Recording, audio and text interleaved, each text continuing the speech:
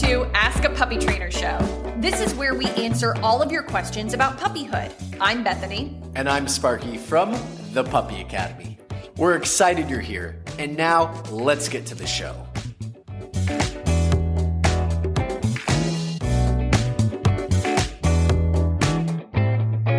Hi, everyone. Welcome to Ask a Puppy Trainer Show. I am Bethany. This is Maple. She's watching dogs work outside. That's what she's doing right now. How is our mic situation? Are we good? All right, we're good to go. Please, everybody, ask questions down in the comments below. Include the age and breed of your dog. I got people rolling in. I definitely want to get to your questions. Don't worry, moaning. She's moaning at me. I definitely want to get to your questions today. What are you doing?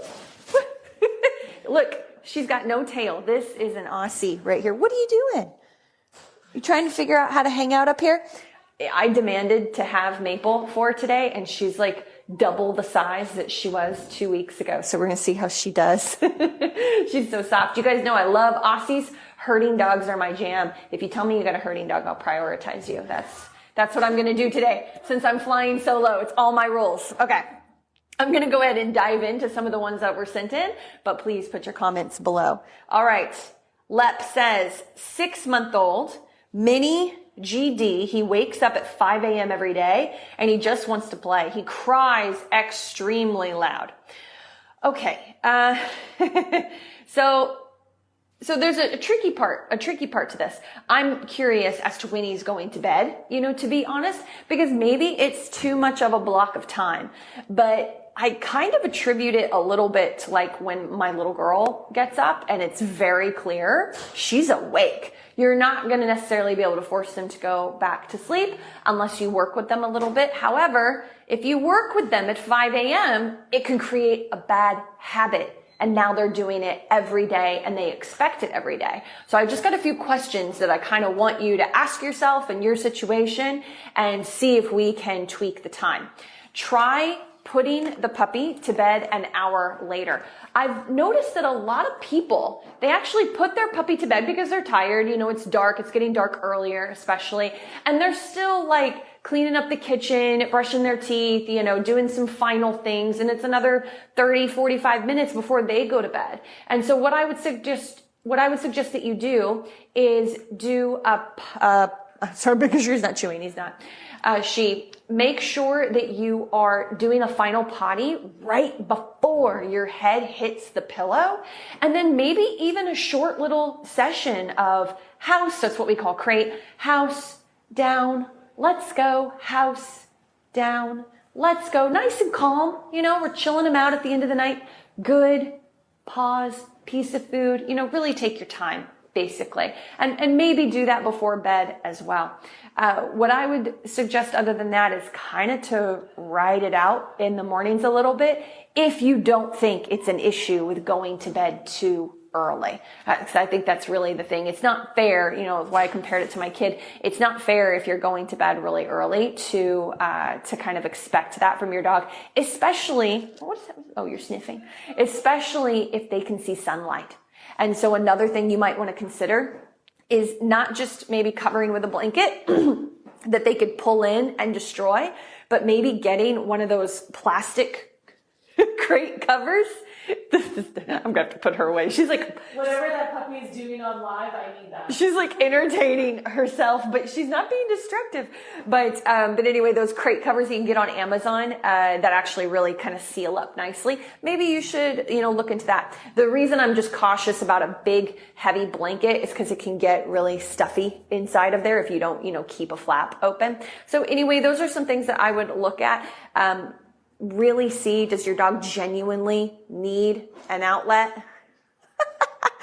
Or can you make some tweaks? That way you don't have to feel bad about leaving them in there, telling them, no, knock it off, just like tap the crate, something like that. Throw a rolled up sock at their crate and be like, knock it off at 5 a.m. Maybe they'll be quiet and go back to sleep if they can't see any sunlight. Maybe you're waking them up. Snoring and things like that can sometimes wake up puppies, so that can sometimes be a thing too. Oh, I love how I give her a massage and she settles down. This won't last very long at her age, but do you guys notice just like how I'm touching her? If you want a calmer puppy, start touching your puppy. That sounds weird. Start giving pets to your puppy in a way that has them melt into it rather than like cutesy head stuff, which just makes them kind of wily and get them excited. And I was working with a family with this the other day, and I was really getting the kids into it where they would hold the puppy's head, Maple, so the puppy wouldn't lick their face to death because they're little humans, you know, it's hard for them to pet their puppy without their puppy getting out of control. So I had them like hold his head like this and give him under the neck scratchies, but they were doing it like this, like their fingers were going like this. And I was like, okay, guys, slow your fingers down. And Bruce eventually was just like, you know, and melted into it, even with the youngest, who was 4. And so the way that you're petting your puppy and just communicating things is so important. If Maple started nipping me, even doing it nice and calmly, I mean, she'd be gone back to crate right away because she's telling me she doesn't want to be pet. She wants to be worked with or played with. She wants to do things. And so stop trying to pet your puppy, you know, when they kind of have that mentality. All right. So I kind of answered 2 questions. I'm sure that one's in there somewhere. Oh.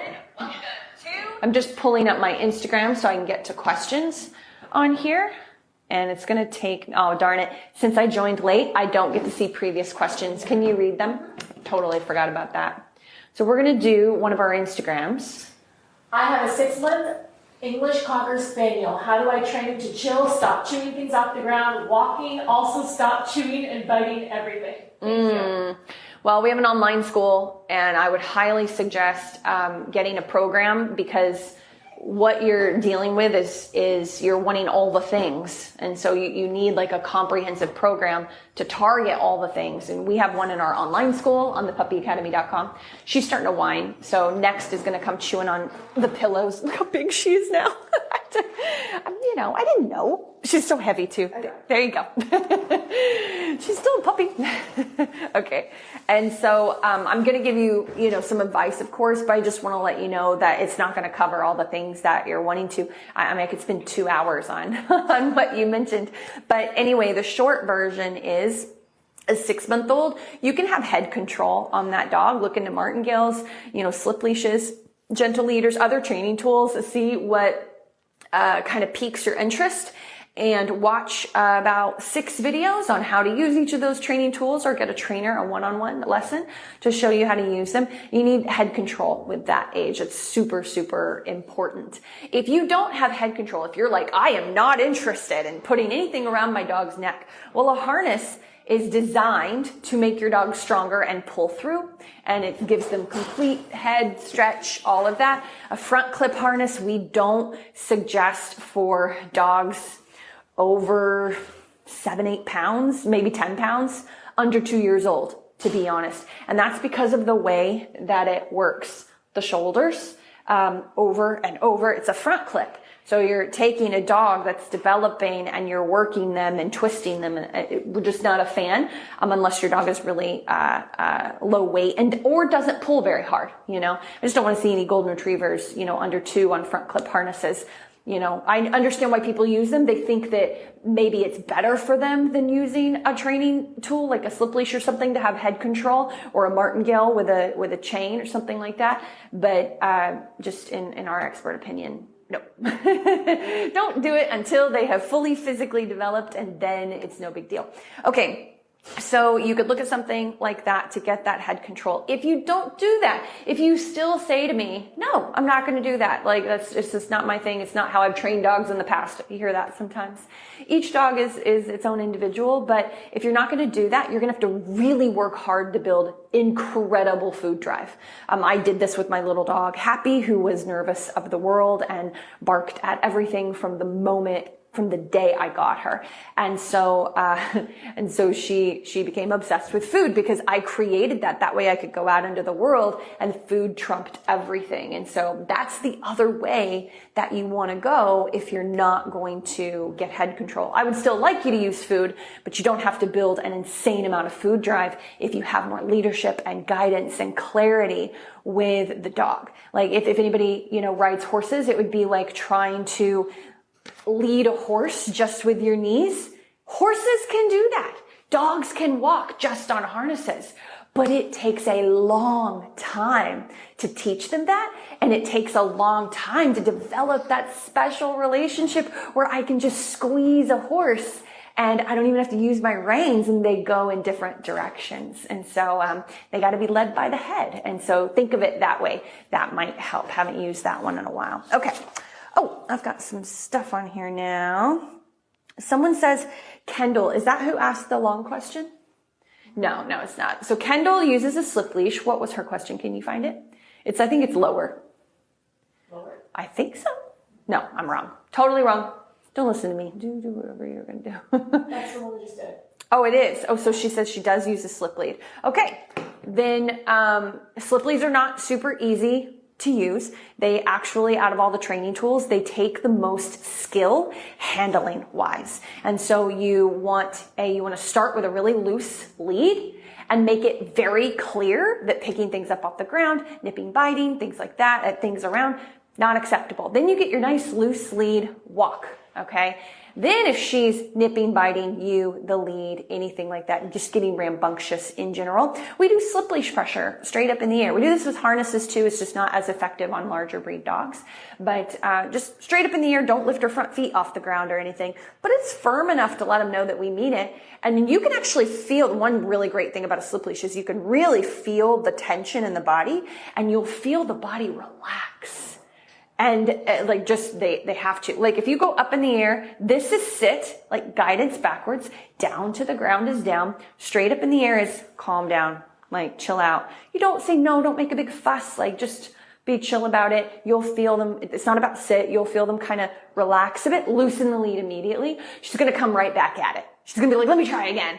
You're going to do it again, rinse and repeat until the next time, you're working with her and someone walks by and she gets snappy for any reason in the house or outside of the house. Just pressure up and she'll divert her attention right away. I would make sure we're giving her lots of challenges, waiting at thresholds, doing place duration. Is she able to reset herself on place if she makes a mistake? All those body language techniques that really calm a dog down nicely. We want to make sure that we're doing those. There's about a million, but there's a few to look into. Okay. 10-week-old Bernadoodle isn't food motivated. The vet isn't concerned, but said no treats yet. So, okay, help. This is from Mick Weiss. So I'm not sure why the vet would say no treats yet, other than the fact that, you don't give a baby a piece of cake. I mean, you just don't. Well, some people do it for Instagram, but in general, you're not doing it regularly every day. So maybe that's why your vet said no treats, because a lot of treats are filled with crap, with additives and sugary crappiness. But there are lots of treats that are super healthy. One of my favorite brands is actually Real Meat. That's what it's called. Go on Amazon and look up Real Meat. A dog food will come up, treats will come up, and that's a really solid way to do it. You could also just start buying a dog food that is like a treat. Ziwi, I believe it's Ziwi, and Real Meat dog food are two excellent options. Now, of course, with excellent options, what do you get? Pricey. They are very pricey. I'm not going to lie. So what you could do is you could feed kibble and then just feed something yummy like Stella and Chewy's. That's another one that's freeze dried, food that you can break apart. It is a bit crumbly, but you can break it apart and that can be your treats. And it's a nice food topper, or you could do the other dog food, or treats as a topper as well. And what I mean when I say topper is that you can still feed mostly kibble, but then 1/3 of the food, maybe for a Bernese Mountain Dog, maybe it's 1/4, you are doing through training, and that can be your healthier food. And if you want to save some money, go to Costco and get frozen chicken breast. I did this for years with my little dog, Happy. I was not paying, $40 for a 2-pound bag of jerky. And so I would just seriously go to Costco. I would boil enough food for 4 days because that's how long it lasts in the fridge. I would boil the chicken and it would stay in the fridge, and every walk we did, it was tiny pieces of boiled chicken. And so if you want to be crazy like me and build some food drive, that's how you're going to do it. You don't have to train with food. You really don't. but it is much harder not to. And it's definitely a specific skill set. So if that's something that interested you, you would want to find a trainer that can train through body manipulation, body language, leash. It doesn't mean that it's harsh. It just takes more time. So like, for instance, I don't think I did this today, but we did have a dog one time where I kind of like wiggled his shoulders because he was in the middle of laying down, but he was a little distracted. I kind of wiggled his shoulders and he felt soft and he kind of just went into a down. So that's what I meant by body manipulation. If a dog is stiff, you leave them alone and you get them comfortable and loosened up. It's actually how I started training dogs forever ago. We didn't use food. And so, that was literally 35 years ago. It was a long time ago. But that's why I said food is so much easier. But I do have that skill set. But I don't think a lot of trainers do that anymore, especially with puppies. It is doable. And so you just got to make a choice, like, what you want to do. Okay. All right. Let me move on. Oh, Kindle, I asked a long question. Yes, you did. No, it's okay. It was a great question. I just, I could do a whole show on it. Do we have any other questions on Instagram? For some reason, I can't see them. Yeah, Give me another one. 10-month-old Bernadoodle continues to eat and throw up non-food objects. Is this anxiety or it requires meds? Is this an anxiety thing that requires meds? 10-month-old Bernadoodle keeps eating and throwing up things in the house. By things, I'm guessing you mean socks or a pen or like weird stuff they're finding. Does this dog need medication? Is this an anxiety thing? Sometimes it is, but not usually with puppies. I think that so many people on here is like, oh my God, my dog does the same thing. And I worked with a dog that ate a bra, and they threw up the bra because they took them in right away and they gave them, what they needed to do to get them to throw up. They still had to cut the dog open because it was a wire bra and the wire had already separated itself from the cloth. Why am I telling you this story? Because this is a serious issue. And the idea for me that that meds would stop a dog from eating things, it's interesting. I wonder if someone told you that. Absolutely not. Absolutely not. Even if your dog does have anxiety, meds is not going to just stop anxiety. It might curb it a little bit, but that's it. I'm sure it's fun for the dog. Like labs throughout history have been sock eaters, and that's what they do. And so it's very much a retriever thing, but lots of different dogs do it. So for me, I would come into your home and I would look at how you spend your day, like on a Zoom or through a phone call or something, but that's what I meant, like metaphorically, and really look at every part of this dog's life and why there's so much to grab onto, why they're able to grab onto so many things. This dog would be on crate rotation, and when not in crate, would be back tied to something after being taught a really solid place command, which at 10 months old, you can do that in a week. Ricky asked me to stop just sending people to YouTube randomly. So I'm gonna do this. You need to go visit Rough Beginnings Rehab. Rough is R-U-F-F, Rough Beginnings Rehab on YouTube. You can look in the puppy section. It might be easier.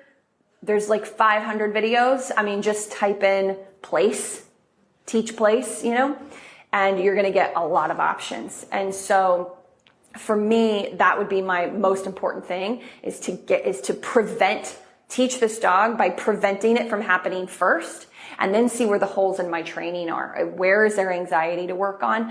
Where is there a lack of impulse control? Is my dog waiting at all thresholds? Is my dog, doesn't have to be in a perfect heel on the leash, but not pulling me. Like you should be walking a 10-month-old without it pulling you all over town. So is it walking with you nicely on a loose leash? All of those things I would want to hit secondary to crate structure, routine, back tied after they understand place duration. And if they're not back tied, they're actually tethered to me. I'm going to do that for 2 to 4 weeks and work on my foundation. And I'm going to make sure I'm like toddler proofing my house. It's like what we call puppy proofing, but it's the same thing I've learned as like kid proofing. So if you've ever had kids, it's the same thing, except you don't have to worry about the outlets. And so really just get your brain into, proofing your home as if you had a, crawling baby, or as if your puppy was 10 weeks, 12 weeks old again and running around.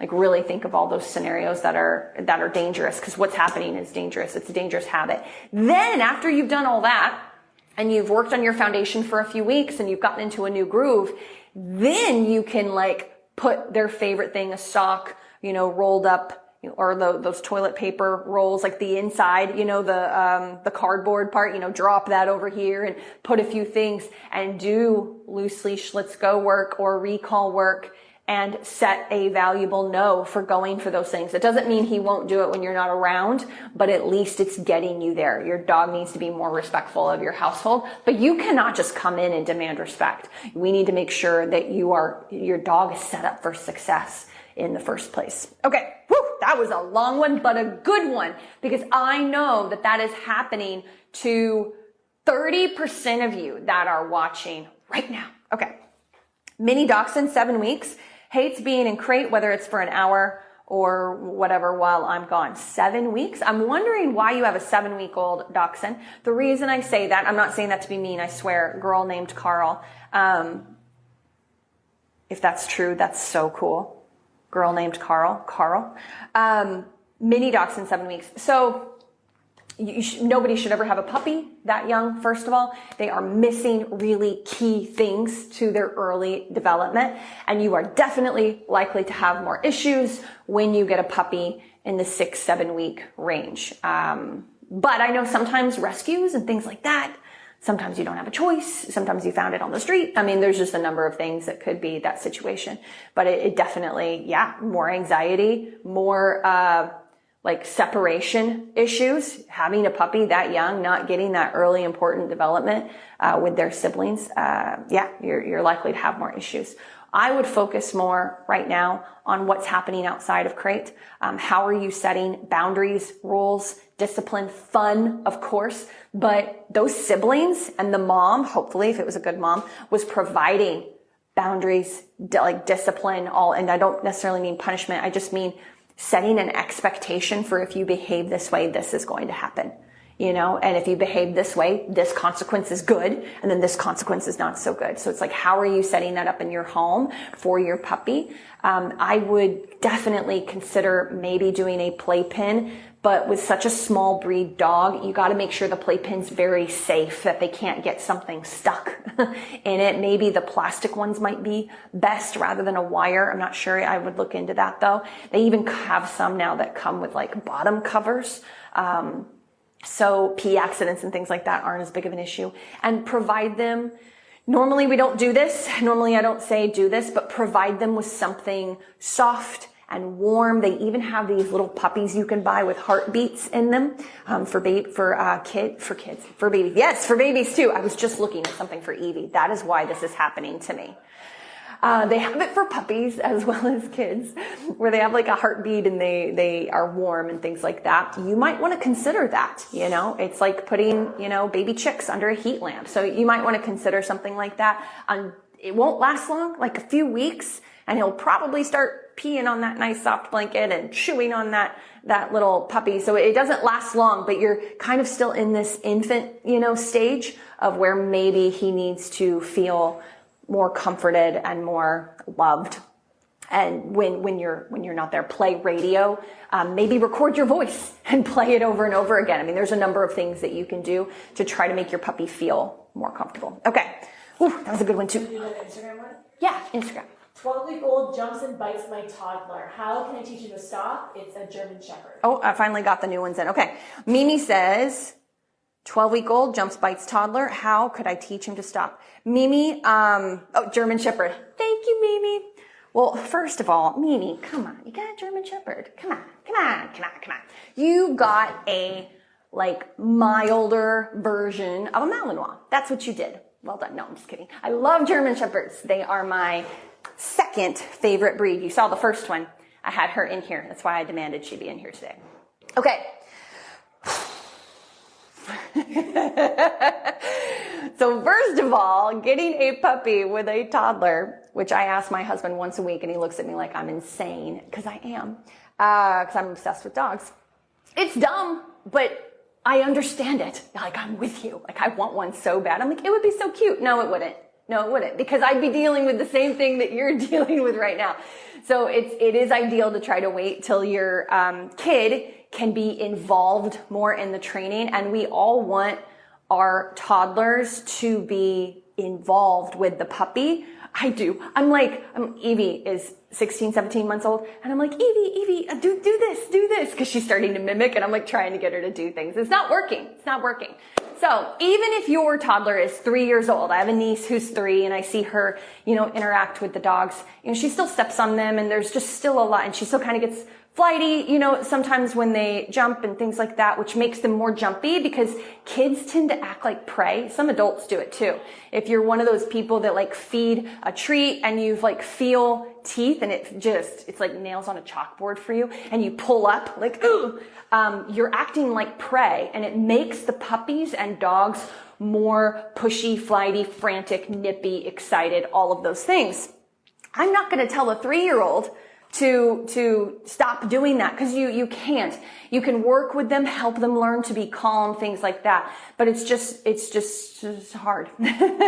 So you want to focus more on the puppy, making sure your toddler feels comfortable, protected. I know even if they're bit, a lot of times they go in again. I'm not saying that won't happen, but I have absolutely been in homes where the 4-year-old won't come out of her room and she has to open the door and go, is so-and-so out? Is Buddy out? And we have to, oh, no, Buddy's away. You're okay. Come on out of your room. I've been in homes like that. And I just want to make sure, that this stuff kind of doesn't happen. I actually had something similar to that happen in my own family. We got a golden retriever for my brother, who I think was 4 at the time, 3, 4, and just clobbered him because they grow so much faster. And you're dealing with a 12-week-old. Okay, my speech is over, I swear. Sparky's not here to rein in my stories, so they're all like coming out. So I hope that you understand, like, genuinely from my heart, that I get where you're coming from. I definitely get the want, and I feel for you big time. So let's talk about how to really help you specifically. I'm talking a lot in generalizations because I know lots of people are dealing with this in different phases of their life. So 12-week-old German Shepherd.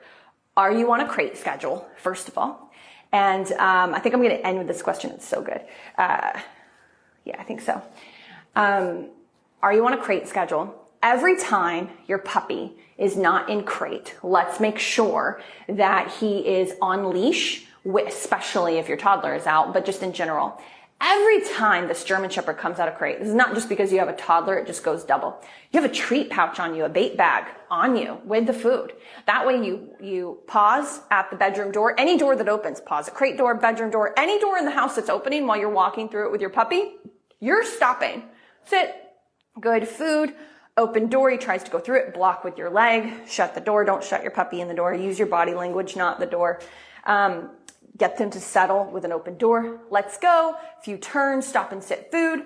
Work your way out to your toddler. I don't know how old your toddler is, if she has to be in a pack and play or whatever the situation is, but obviously you can't be away from them for too long, leaving them to their own devices. But you just don't want to rush getting your puppy out the door and then potty and coming back in.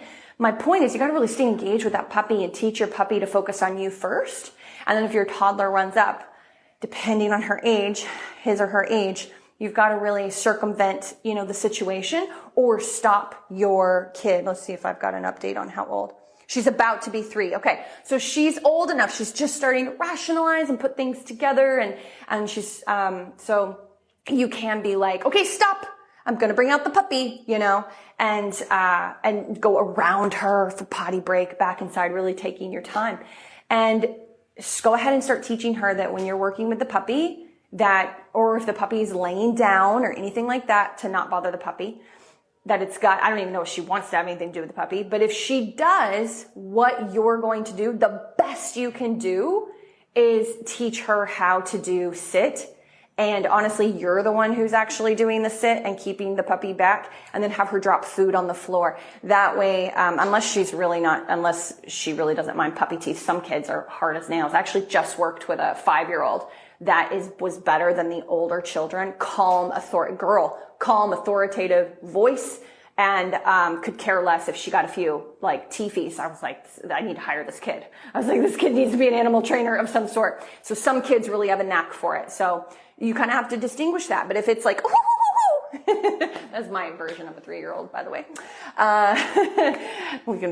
Josh, please don't use that in any replays. I would really appreciate that when you do the content for social media.